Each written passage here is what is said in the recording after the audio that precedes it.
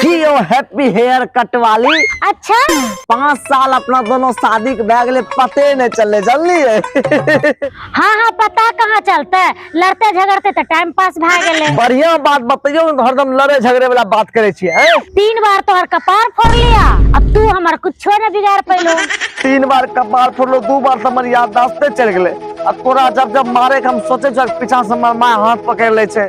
अच्छा लेकिन खैर हमें कह रही कि दुल्हन वही बढ़िया जो पिया के मन को भाया है। पिया वही अच्छा की बोली के जो करेले की सब्जी, करेला चावल दाल चावल बना करके सब्जी बना के खाए, खुद भी खाए और मुझे भी खिलाए। तोरो खिले यो हे हम नौकर छिए गे। सच बात बोल ले तो भरे के गलो।